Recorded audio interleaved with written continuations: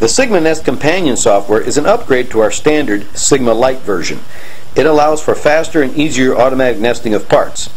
It takes your DXF drawing files and converts them to G-code files ready to cut on your CNC machine.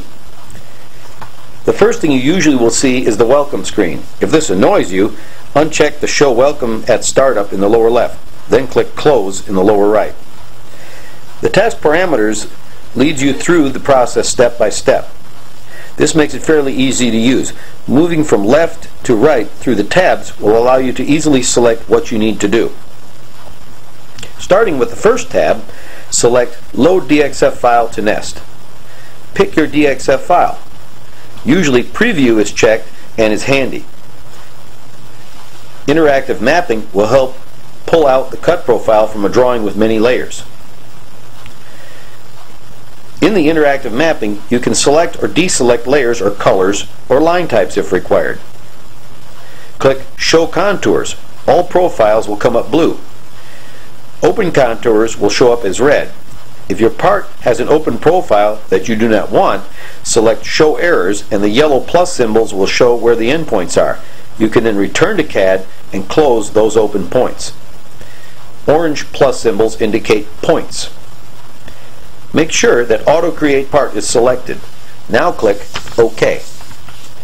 If you have open contours, it will remind you of that fact. Next window will be Part Parameters. Make sure the machine selected is Dynatorch so the correct post-processor will be used. The other option is Dynatorch Oxy for flame torch cutting. Enter a material thickness. Number to nest we will deal with momentarily.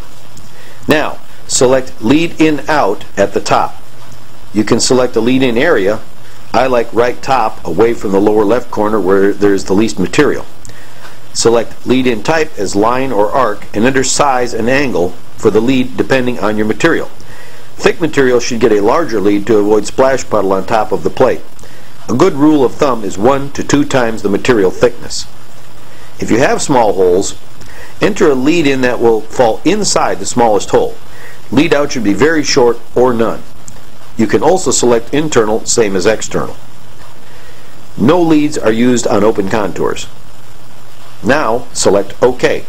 Your part is displayed but no kerf has been added yet. Next, select the second tab for task parameters. Enter your sheet size, thickness, and number of sheets. Make sure it is at least enough for all your parts. Extra sheets will not be a problem. Part clearance is the space between parts. Edge distance is the sheet border you want to leave, usually no less than 1/4 inch for either more for thicker materials. Now, go to the third tab. Here you can add more parts by selecting the Load DXF file. Keep adding parts to the list as needed. Enter the quantity for each part in the list. Click Auto Nest and the sheets will be created. You can scroll through your sheets at the bottom right. Now click Toolpath. Uncheck Kerf Lookup and enter a kerf diameter from your plasma cutting charts. Then click Generate Toolpath. Next, click NC Simulate and then Generate NC Code. If you have more than one sheet, the list of sheets appears and you should enter a program name for each. Click Post All. You will have the option to add Airtable fan M-codes if desired. If you do not have an Airtable or fan connected to run from Dynatorch machine, select Off. Note the NC path. This is where your G-code files are stored. Click Post All. The files are generated and stored. Now click Done. The process is complete and you can immediately run these files on your machine. If you plan to do marking, make sure you put all your marking on a single layer. When you import the DXF, select layers in the interactive mapping, and for that layer, select Mark rather than Kerf Cut. This will assign marking to that part of your drawing.